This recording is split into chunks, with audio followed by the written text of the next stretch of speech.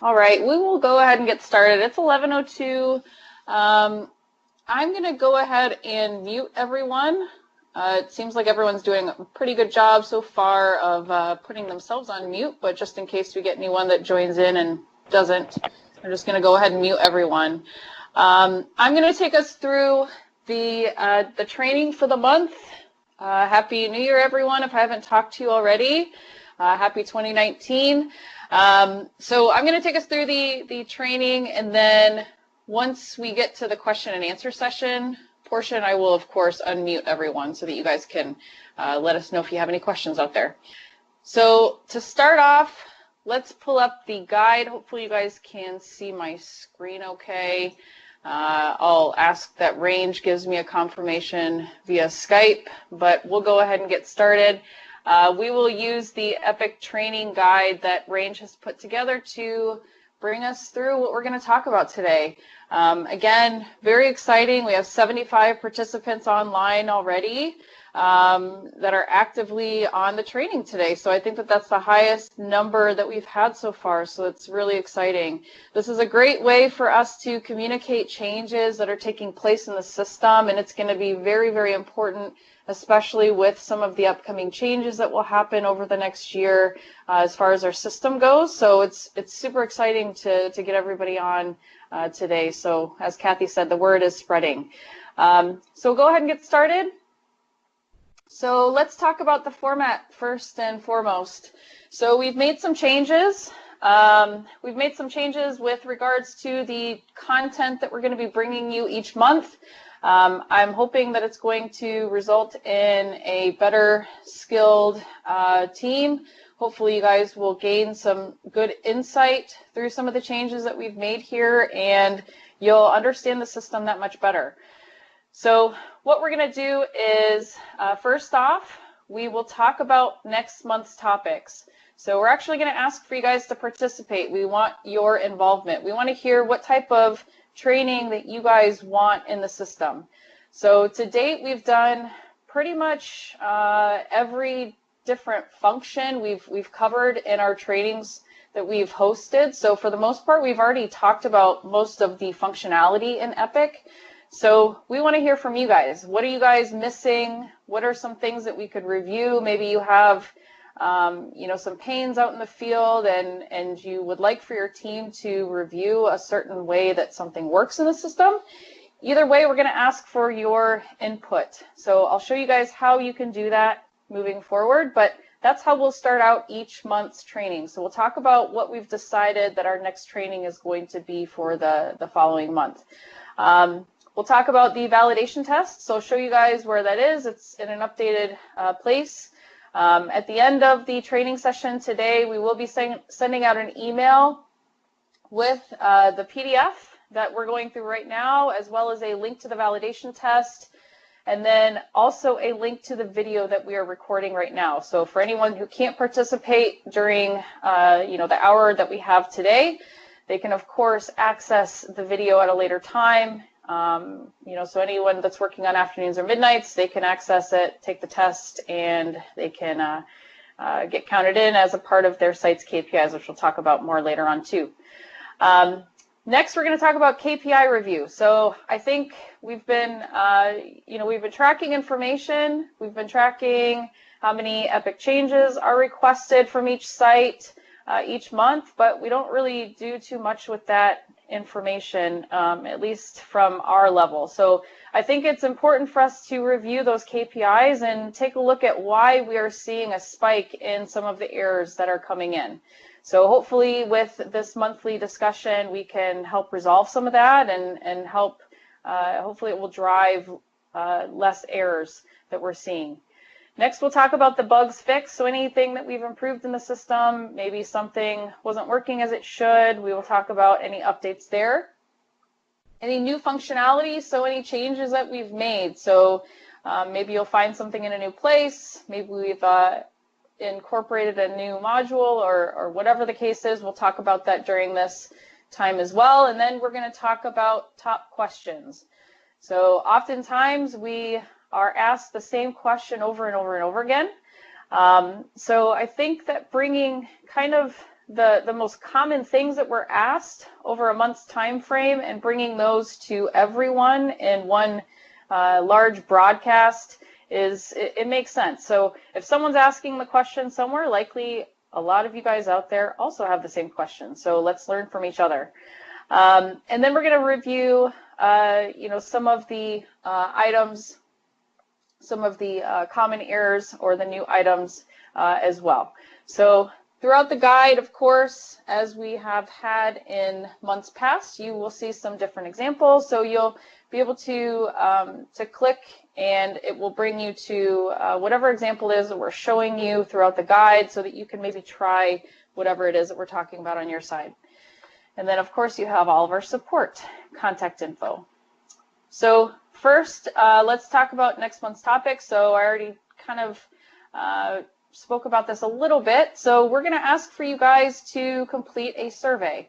So I will flip over right away so you guys can see what this is going to look like in SharePoint. So you guys don't have access to this yet. That's why we're going to be sending you everything at the end of the training today. But you will have access to this, and this is something that we'll review later on in the training document as well. But this is where you're going to take the survey. So this is where you're going to find all of the videos that we've put together, all of the training materials on the system. So it's laid out very, very nicely. Hopefully you guys will be able to access the information that you need quicker. But to get to the survey portion, so you'll have this little icon down here. So this is where we're going to ask for you to go to tell us what you want the training sessions to be on. So if I click on take a survey, SharePoint automatically opens up a brand new tab for me, and all I have to do is put in whatever topic I want to hear about next month. Okay, all you have to do is type in whatever topic you'd like for us to cover. You click on finished, and then we get that information. So pretty easy, pretty straightforward. So again, you guys don't have access to this yet. We're hoping by early next week, you guys will be able to go in here and you'll be able to click on here and give us some information so that we can help drive our training topics so that they are useful for you guys. So reviewing the validation test from last month, or actually it was November because we didn't have training in December. So looking at the questions that were missed the most, poor Range, he's one of them. So the first one that was missed the most was question number 2. So links in Epic are blank. So when you search with the criteria yesterday for a date, it will always show you the previous day's results, regardless of the date, and the copied link will change search results depending on that date. So the correct answer is dynamic. So I'm going to show you, just in case you guys didn't really quite get what that meant or what it was referring to. So last time we talked about setting up some links that are going to be helpful for you guys so that you can easily access maybe your timesheets at the end of your shift and you can approve them quicker. So this sort of relates to that. So remember we talked about these folders, we have our options here. If I pull a timesheet search, let's say I am working at FCA Windsor Assembly Plant and I work at Syncreon Automotive Plant 2 and I want to say today. So this is what we mean by the dynamic way to search. So if I enter in my shift dates as today, and if I save this, so I'll just go ahead and add this to my bookmarks bar, and I'll click on done. Entering this in as today allows this timesheet, this link up here to always pull today.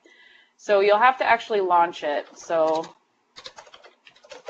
Syncreon to today, oops.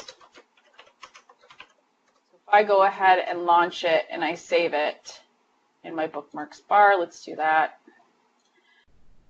Now this path, this timesheet search is always going to look for today's date. So it's dynamic.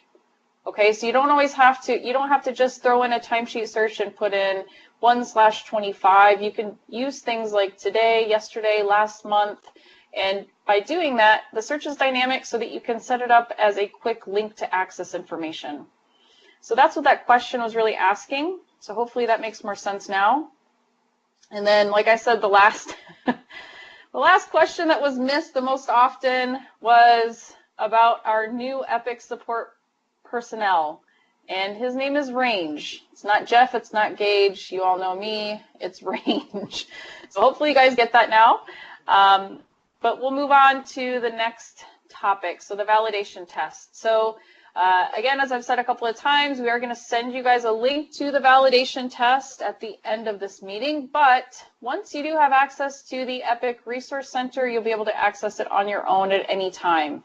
So we have found that using Google Forms has been really great because it allows us some flexibility as far as the type of questions that we can ask. We're not restricted to only multiple choice questions like we are in Epic. So thankfully, Range did some digging and he found that we can actually do the same thing that we've been doing in Google right in SharePoint. So on the actual page for our training topics, all of our training materials, I should say, that's where you're going to find the link to the validation test. So it's right here. So if I click on it, it's automatically going to launch the test for me. It knows who I am as soon as I go and click on that link, and now I can complete the test, the validation test for the month. Once you've gone through and you've answered all of the questions, you can actually send your responses to yourself as well. So if you want to keep a log of what your responses were, you can certainly do that. You just click that right there and then click submit, and then you are done.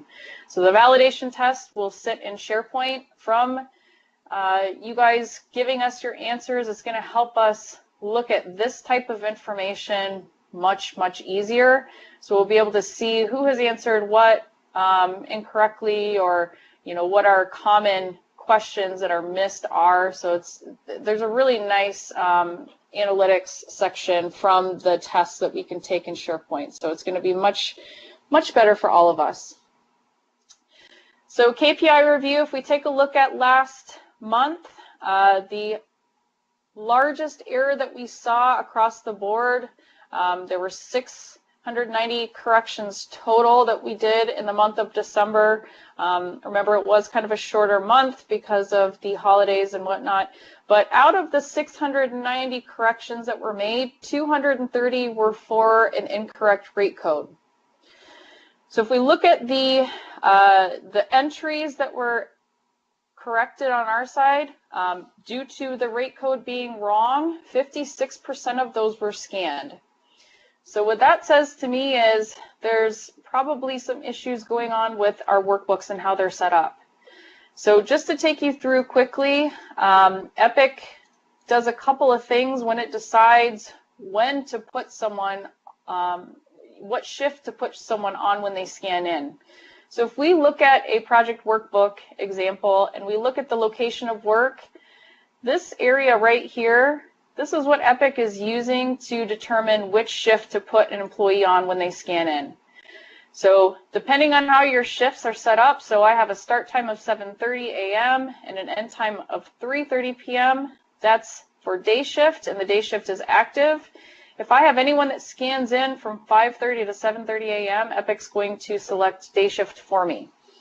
Now, if the individual was working as an extension of midnight shift, we also have a 2-hour allowance on the back end of each of our shift times as well. So technically, someone working on midnights could scan in under the midnight shift until 9:30 a.m. So it may be a little bit confusing, and you may go, well, then how can they scan in on day shift and the system recognizes them as day shift if they scan in at 5:30? Well, in addition to the start and end times for the shifts, Epic is also looking to see if there are any timesheet entries for that day in the system as well. So in that example that I just gave, the individual on midnight shift, they can scan until 9:30 a.m. So that time frame at 5:30, Epic's going to look and see, okay, I've already had timesheets in the system for this individual on midnight shift, so I'm just going to keep them on midnight shift. It will just be an extension.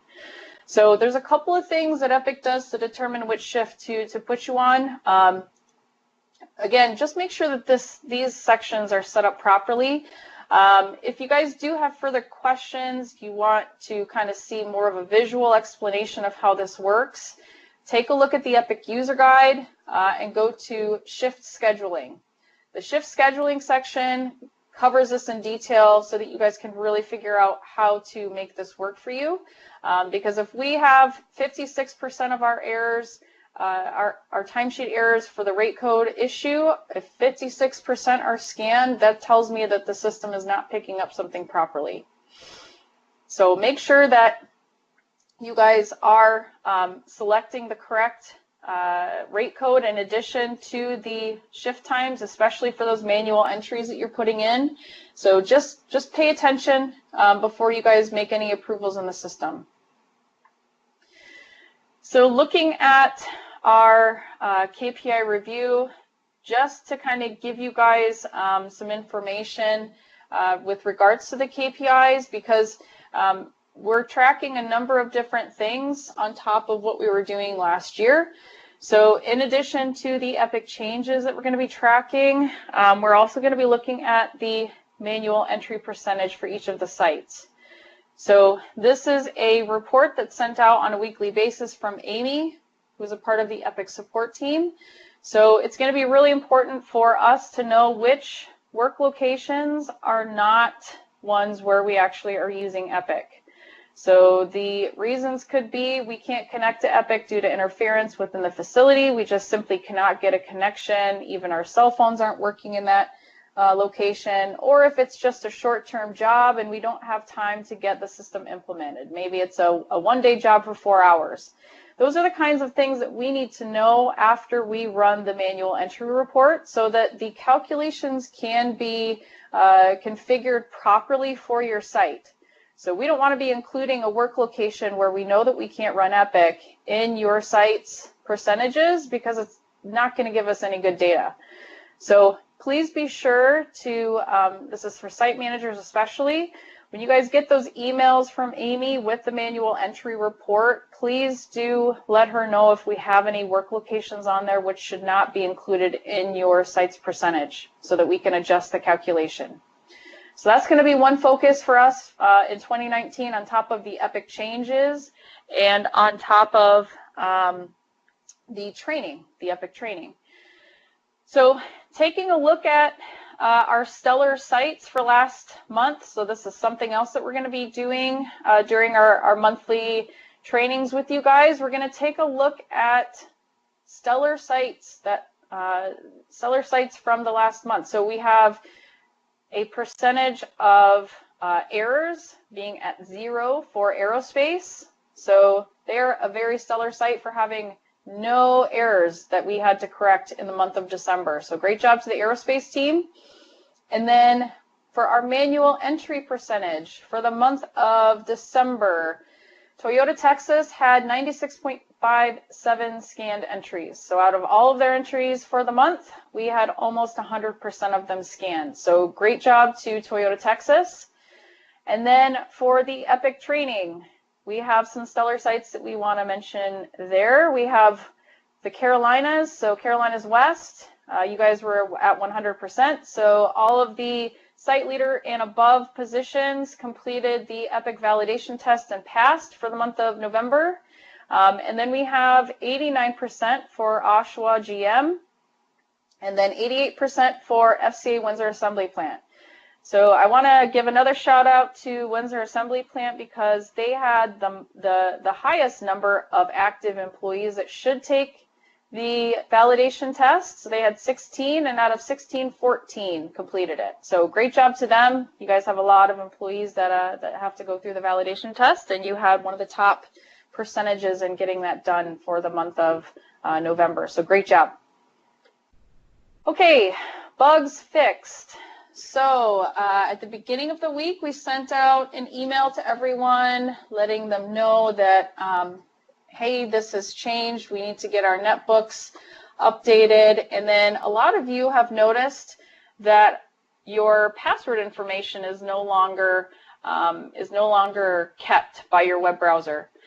So I know that I definitely lean on Google Chrome to remember my passwords for a lot of the different things that I have to sign into. So what we're asking you guys to do is to set up any of the bookmarks that you may have with that URL for Epic and make sure that it's going to the updated site. So we've given you guys some instructions on how to do that. It's pretty easy. If I go and I want to make the update for myself, I'm going to want to edit this Epic login link that I have set up here.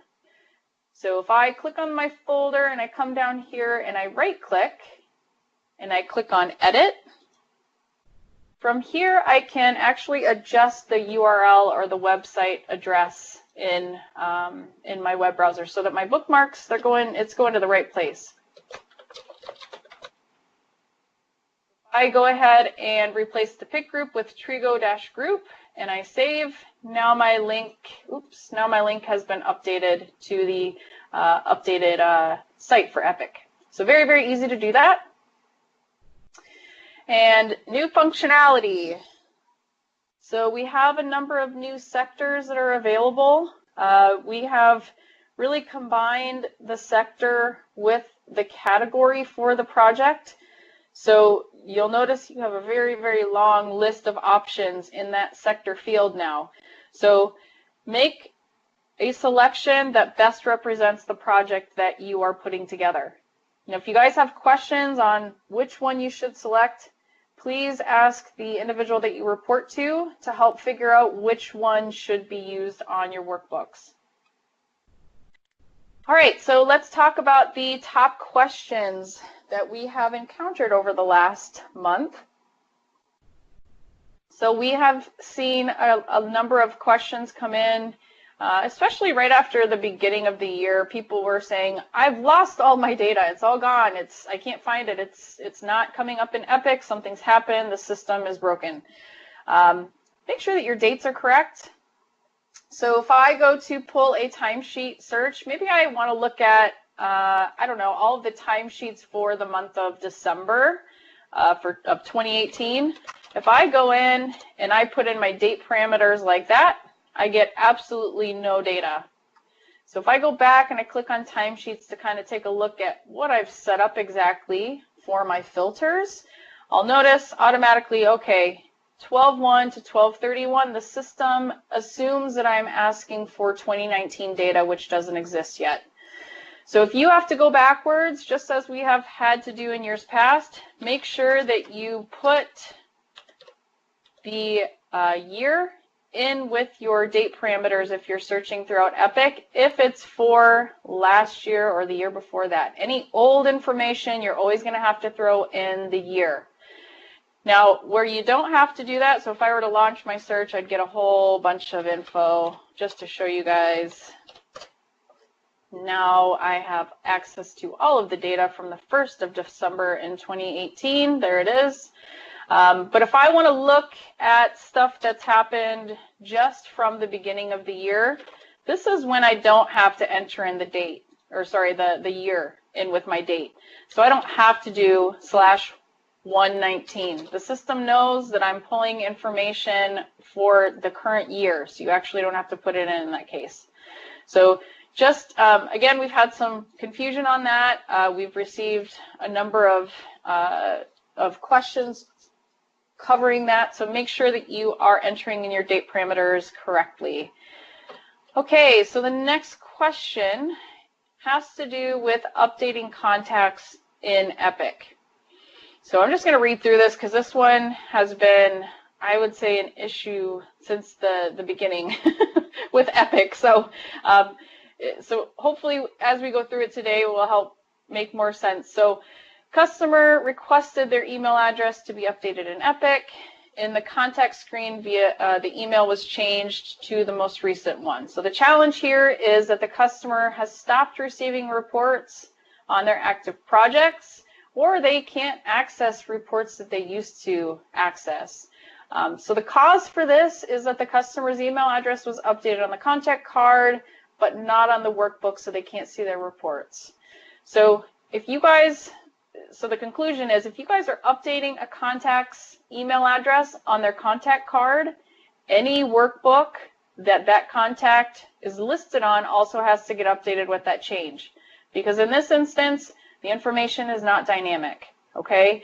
So if you update it in the contact card, you have to update the associated workbooks as well. So I'll show you what I mean here. So if I always pick on FCAWI, but if I go here, okay, and let's say I scroll down to the very bottom, let me pick, I don't know. I just want to show you guys how this is working. So I'm going to open up a brand new tab, and I'm going to pull up this contact card. And you know what? Their email address has changed. They're now just FCA, let's say. If I go ahead and I update, and now that contact card is only matt.anthony@fca.com. If I go over here to the workbook, and even if I refresh, if I go down here, notice that the email address did not change. So even though I have updated the contact card, so Matt Anthony, here he is again. So I've updated the contact card. I can see in here if I click on history, the previous value for the email address was this, and now it's this. But if I go over to the Epic workbook, it's still the old email address. So that's how Epic allows our customers access to information, is all based on this email address. So if you make a change here and update their email address, you have to go back in here and update as well. So if I edit contacts, and let's say I add him in here again, so you guys can see, now the updated email address is included in here. So maybe he needs to access the container still. So oops, we will say portal.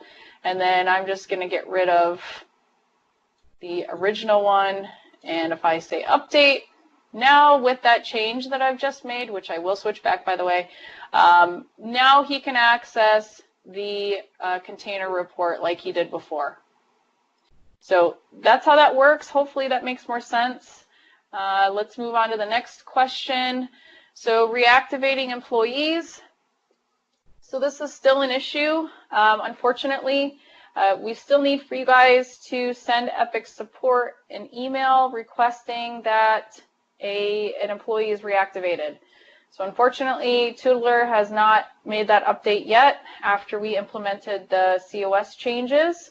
So for now, please continue to email Epic support if you have an employee who we need to update back to an active status. All right, so the next question is with regards to customer notifications, okay? So the topic, a customer has rejected a work auth due to incorrect project ID number. The project ID number was then corrected on the workbook and saved, but the customer didn't get a notification to approve the update. So the cause, updating the project ID does not trigger a notification to the customer. So in the Epic user guide, which is in SharePoint under the 2019 operational training folder, in the user guide, we have a matrix which outlines basically every single change that you can make to a workbook and which one will force a project revision notification to go out, which then subsequently opens up a new work auth task for the customer. So a project ID number, that does not cause any kind of customer action. So if I go to the Epic user guide, it looks like something's going on with that link, but I'll go in directly just to show you guys. It's always a good idea to show you exactly what I'm talking about. So if I go to operational training folder, and if I go to the actual Epic user guide, where is it? Here we go, Epic user guide. And then from here, it loads. It takes a minute because we've got a lot of info in there. If I go down to the workbook, workbook version control. So if you guys don't know what I just did to find that very easily, I hit Control F on my keyboard, which gives me access to my Find feature in my web browser, and I just started typing in WV version, and then it highlights and picks up exactly what I'm looking for in the guide. So if I go here, this section will show us exactly what edit will cause a customer action and which will open up a new work auth task. So if we take a look at the item in question here, it's the project ID number. Okay, so if I follow this little matrix and I go up here, so edit capabilities, workbook section can be edited by operations. So yes, you guys can update the project ID number on a workbook. And if you do, if that's the only revision that you make when you revise the workbook, let's see, no customer action is checked off for this change. So again, if I have to go in and let's say on this workbook, I have to create a revision, I go in here, I open up my revision, and it's just to change this number right here. If I release it, making no other changes at all, the customer is never notified of that change. You guys will see that the revision level has bumped up, of course, because any change that we make on our workbook will cause the rev number to go up. So it will go up to rev 4, but the customer isn't notified. And if the customer rejected the work authorization document for one reason or another, that does not reopen the work auth task for them. So in those cases, if you guys have, if a customer has rejected the work auth, so they've gone in, they've said, okay, you know, you need to include this contact in the reporting section, or in this example that we're using, project ID number must be something different. Whatever the case is, it's always good to reference back to this section in the user guide to see what type of customer action will take place, if any, and if a new work auth task will then be open for them. So if I look again at this project ID, no customer action, no new work auth task for the customer to see in the customer portal to approve. So that's how that works. If, as I was saying, if you have an edit that the customer has requested that isn't going to do this, it's not going to push out a new work auth task, you're going to have to make an edit that will. So what I always recommend is to just add notes to the work auth notes section, and that will always push out a brand new work authorization to be approved. So what I mean, I'll show you guys exactly the field that I'm referring to. If I scroll down here to the very bottom, this work auth notes field, that's where I recommend putting some information to force the project revision notification to go out to the customer, and then to open up a new task for them in the portal to approve. Because when your customer rejects the work auth, they then don't have anything in the portal to approve until you give them a new one. So it means you have to revise your workbook, you have to edit it with something that's going to reopen that task. So adding a note down here will always do that. So I'll put in something like, you know, customer requested that blah, blah, blah is removed and no true revision necessary, or something like that. And that will kick out that notice, open up the work auth task. Now they have something to approve in the portal, and we don't have to worry about our project going on suspension for that reason. So if I go down to the next slide, so the review for today is, of course, going over the new EPIC Resource Center. So let's take you through that and what it looks like. Again, this is not open to you guys just yet, but we'll take you through what it looks like. So Range has put this together. As I said, I think it looks very, very professional, very nice. We can access our information much easier. So depending on what it is that you're looking for, you'll be able to get to it much, much quicker this way.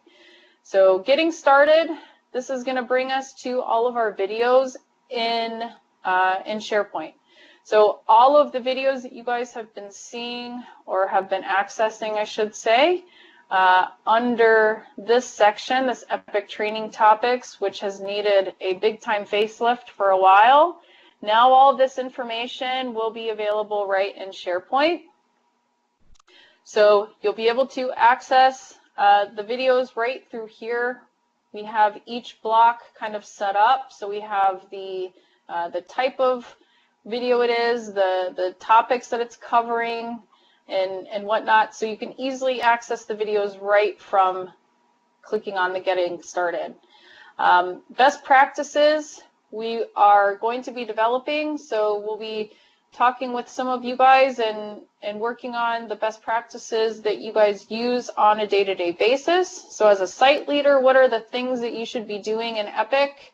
As a site manager, what should you be doing in Epic? So we're going to create videos to help with that so that we can standardize what we're doing across the board and make sure that everyone is aware of the best way to get information and the best way to do things in Epic. So that information will be there later on. We have a quick guide. So these are just your quick guides. So anything you know, that's more functional that you want to look at quickly. So employees and skills, so how to add in an employee or how to add a skill to an employee card. These are just shorter videos where you can quickly access the information that you need when it comes to a function in Epic. So All Guides is going to bring you to everything. We have reports. So any reports in the system and videos that you would need to see concerning those, you'll find under reports. Our monthly trainings are going to be hosted here. So once we get done with our training today, we're going to post the link to the video right here. And again, we will send out a link to that at the end of the meeting today, but that's where you're going to find your monthly training. So what we're going to do is we're going to sort of separate out the videos that we've put together so far. So we're going to extract more of the functional, more of the, like I said earlier, the shorter guides on how to do something in the system. Those are going to be extracted from these long meetings that we have, and that's where you'll find those under the quick guides. And then the monthly training, which you are all required to go through, the videos will be found under here. If you need to email Epic Support quickly, you can click on Epic Support right there, and then automatically you can set up an email to go directly to us if you have a question or if you need anything. We talked about the validation test already, the survey, and then we're going to start separating out training by position. So as a site leader, the training that you need to go through for your structured training plan, for example, or just some materials that you need specifically as a site leader, all will be under here. And then same thing goes with the site manager, and we'll continue on with the various positions within the organization. Over here, we have a calendar. So we're going to post all of our trainings here so you guys can see it quickly. And if I'm in as an admin, so I'm getting to all different things that you guys won't see on your side. But in any case, you'll see all of the information right here on the calendar as well with regards to our training. So as I said, very exciting. This is just kind of the beginning of some of the training stuff that we're going to be doing over the next year. But again, I think that this is a much more organized way for you guys to access the information that you need. So hopefully you'll get to what you need a little bit quicker that way. So the last thing that we have to talk about is the vision for the Americas, so 2019 and beyond. Before the end of the year, an email should have been sent out to each of you. And then I know that Joe Pellerito, he also sent out an email at the beginning of the year with links to the PDF and the video from Pierre.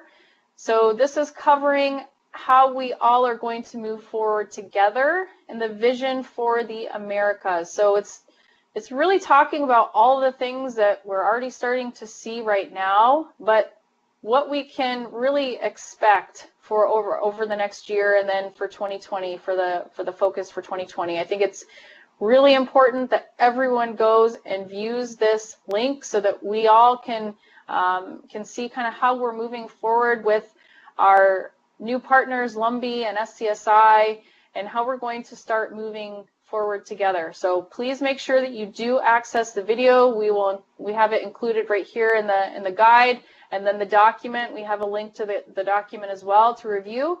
Please Shauna? make sure. Yeah. I'm just going to jump in for 1 second. Yeah. I just want everybody to know that Joe has asked me today to make sure that this has been put on the competency matrix for the year, and everybody's date that they reviewed this needs to be put on their comp matrix. Ah, there we go. Okay. Thank Thank you. you. Okay, so now it's time for you guys to ask any questions that you might have. I know we went through a lot, and there's a lot of you that are actually listening, which is great. So let me know what questions you guys have. So I've unmuted you. Please, any questions that you have about what we've talked about so far, anything in the system, any of the changes that we've made, now is your time to ask. Hey, Sean, it's Greg. How are you? Hey, Greg. Good. How are you? Good. So, good stuff. How does this fit into eTrack? And was that later in the year that we'll hear more about this? So this is kind of the first step, and then that'll be later? Yeah. Yep. Exactly. So we really probably won't be moving to the new system until closer towards the end of the year. So what we're doing right now is just focusing on sort of putting together what we have in our current system and making a roadmap, so to speak, so that when we do flip over and we move to eTrack, it's going to be a little bit easier for us to digest. So we're trying to get everything kind of organized and ready because it is going to be a very, very big change. But yes, we will definitely communicate more about that as updates are available. But certainly by the end of the year, we'll have a lot more to talk about. Sounds good. Makes sense. Thanks. Okay. Yep. You're welcome.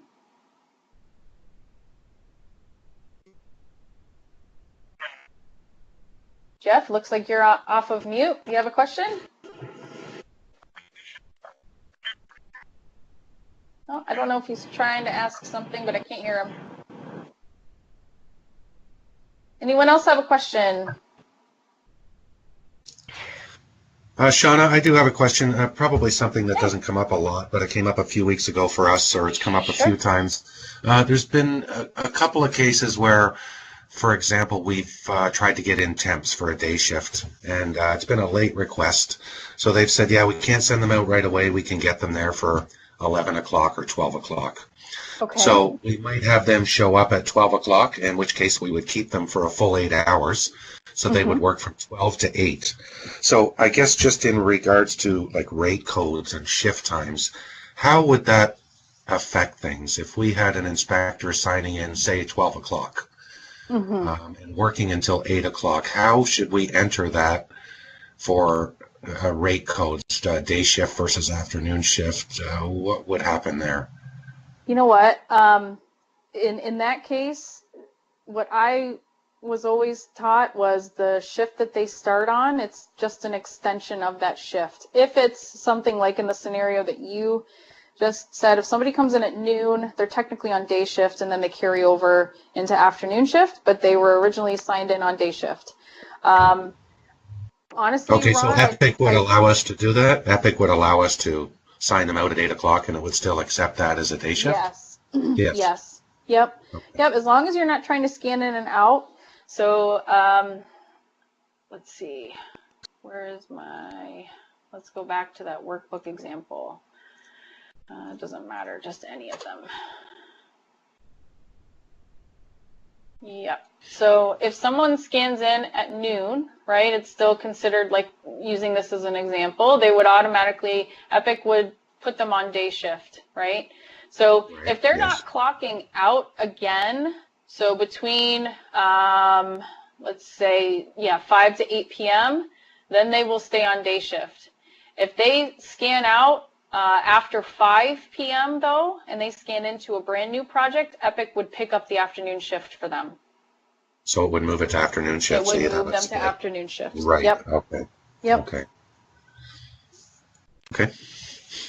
Okay. Good question. Thank Really you. good question. Yeah, you're welcome. Thank you. Okay. What else?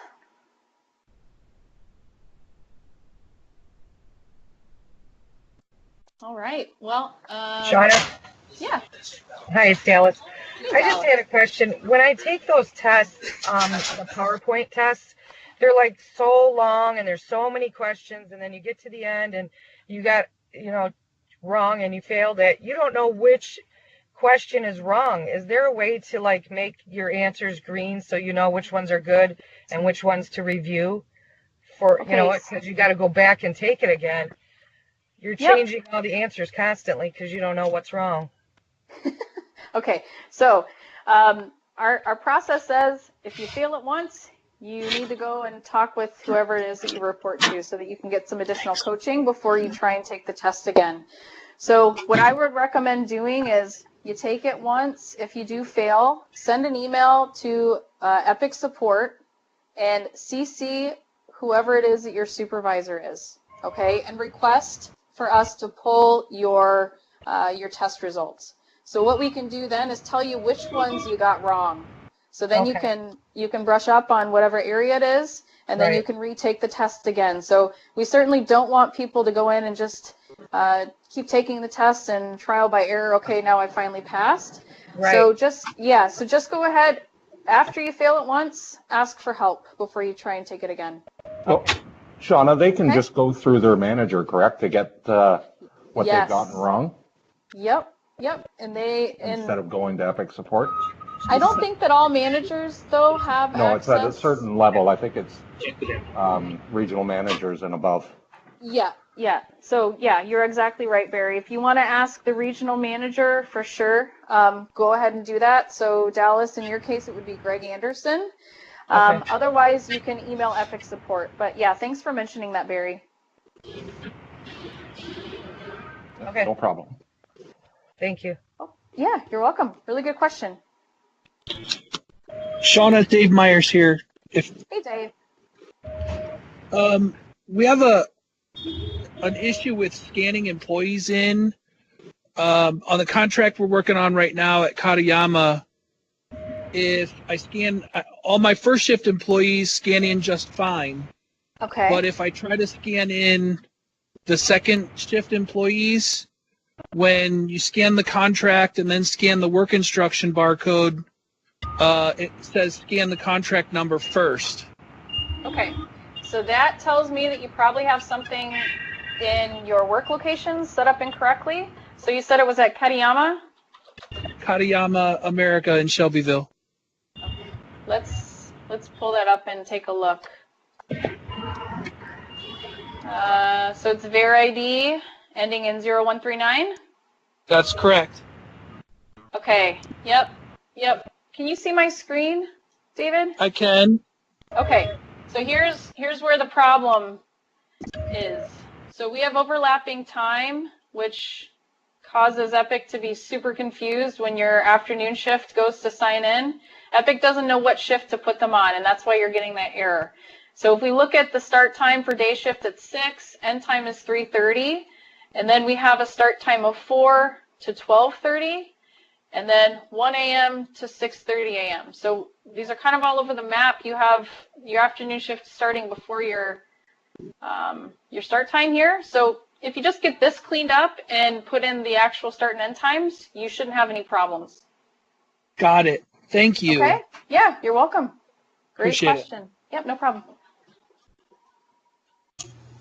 Shauna, Yeah. it's Jeff. Hey, Jeff.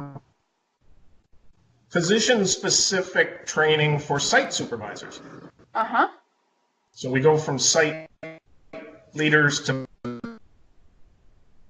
site managers. There's still another level in between. Okay. Is there Yep. anything related to We that? can, so to be honest, we have not really dug in too far as how we want to map out separating this stuff, but we can certainly add in another icon right here for site supervisor. That's a great point. So once we do start to kind of divide things up, we can absolutely put in an icon here for site supervisors. Thank you for mentioning that, Jeff. Well, I got you there. I had another suggestion. Yeah, go for it. Workbook creation fields. Yep. Is it possible to go in and get rid of all the pick relative witness mark and labeling information that say 100% pick sticker? Because there are All this- hundreds in there. Okay. You know what? That's a really good point. I think if I'm not wrong, the way that this works is if we don't have a workbook with that selection, then it automatically drops off from the drop down. But I know that there's like 100 different tote certifications and pallet certifications in here, so there's no way that we can go backwards and clean that up. So yeah, let me see if we can get Tootler to help us out and clean up those lists. That's a great suggestion. Okay, thanks. Yeah, you're welcome. Great suggestion. Okay, anyone else? I Hi, don't know Sean. about you guys. Yeah. Hey, Troy. Quick question. I was just wondering if when somebody does an approval on a workbook or a work instruction or anything like that, it only shows when you do a query on the first person that ever did it, not the last person. Is there a way to get that corrected? So where are you pulling the information from? What search? When you go to query and then you go to customer POs. Okay. And then you run a query on any job. So say contract 4 and 422, for instance. 422? Yeah.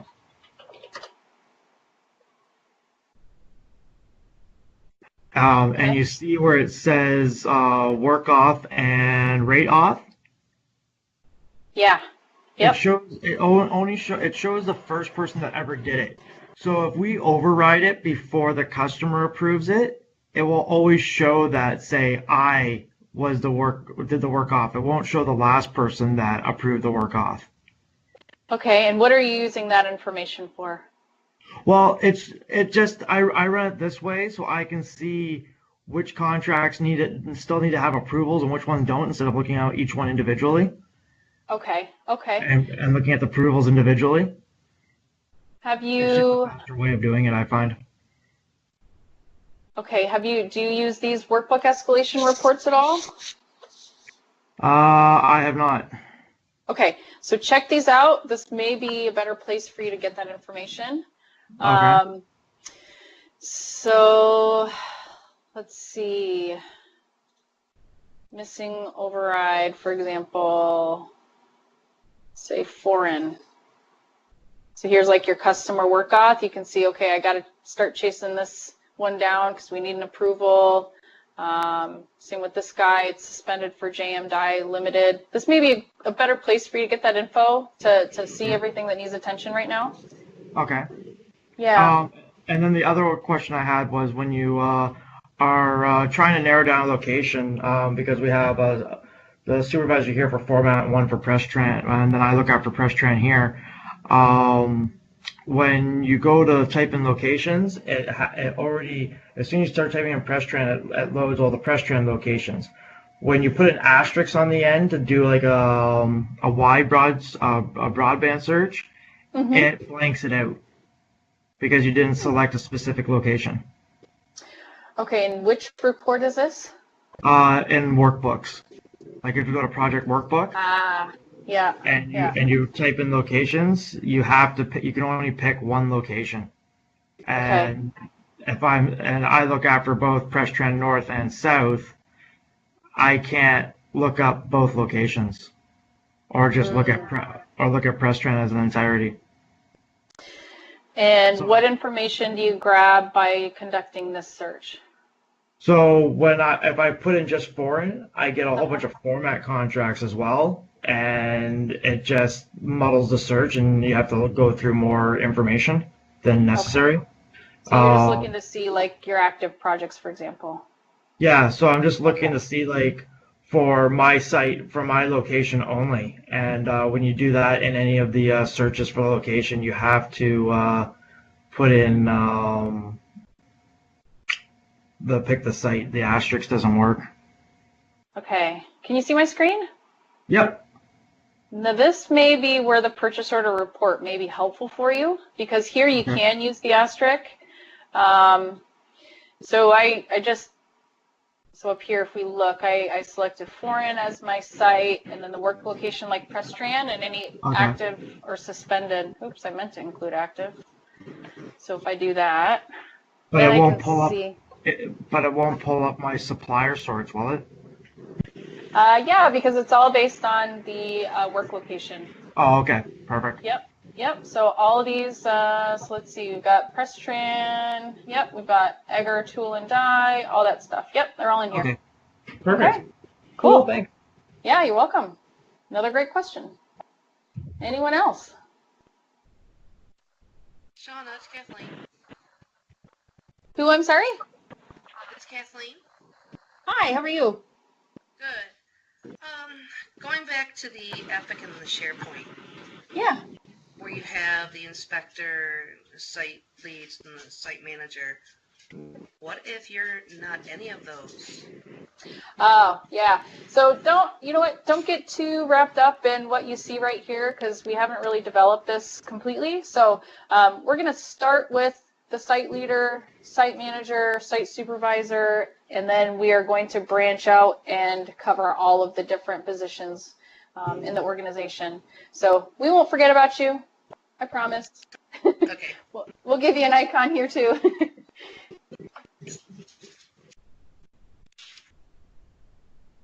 Okay, what else?